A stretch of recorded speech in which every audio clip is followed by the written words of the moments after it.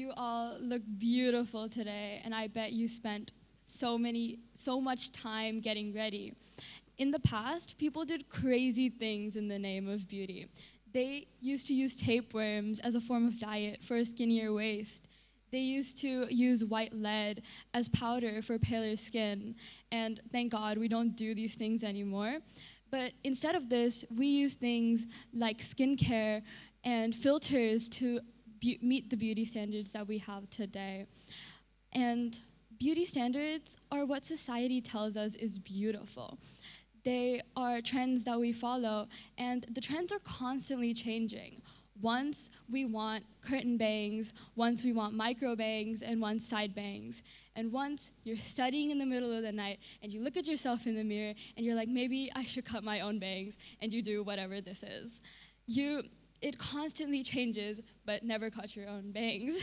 So unfortunately, these things have started recently. In the past, people used to use makeup as a form embracing their culture and identity. Especially during the women's suffrage movement in the UK, women were fighting for the right to vote, and they used red lipstick as a form of rebellion, as a form and a symbol of defiance and confidence.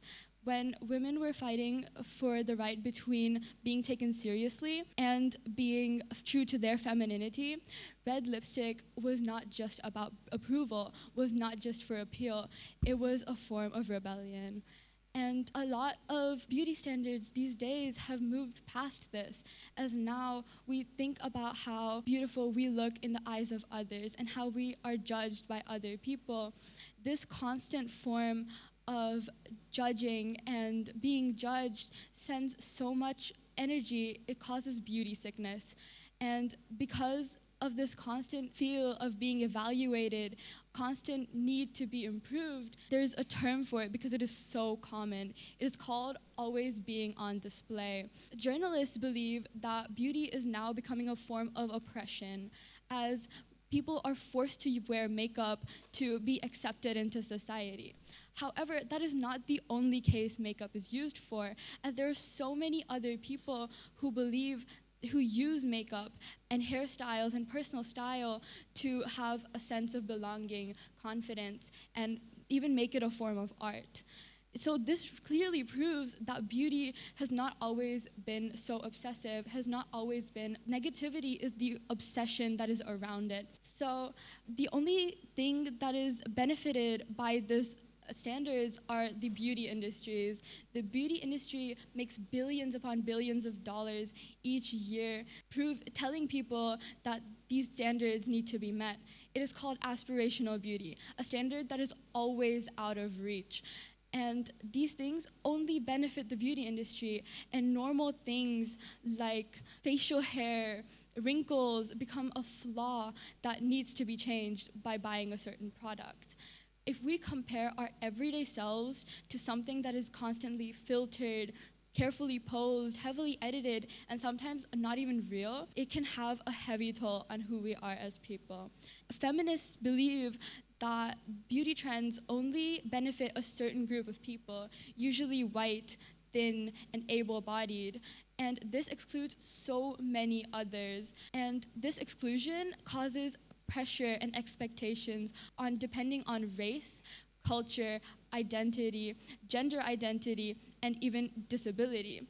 This causes a constant need for oppression.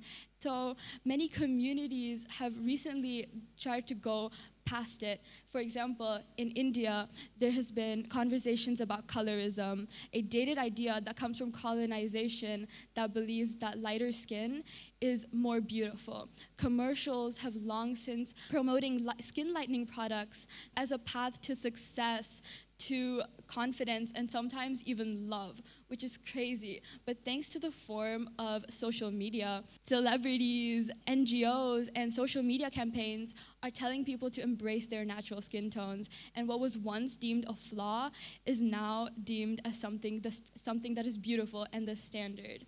Another example of this are the indigenous communities in the US.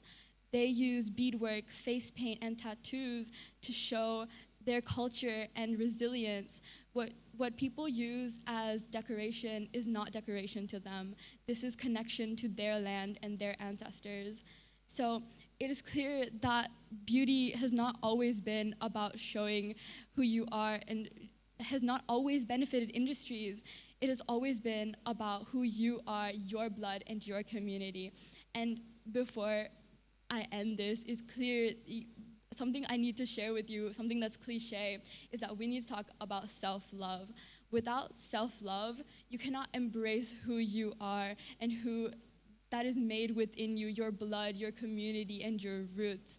So it is important to have self-love and embrace who you are, as you are meant to be shown to the world.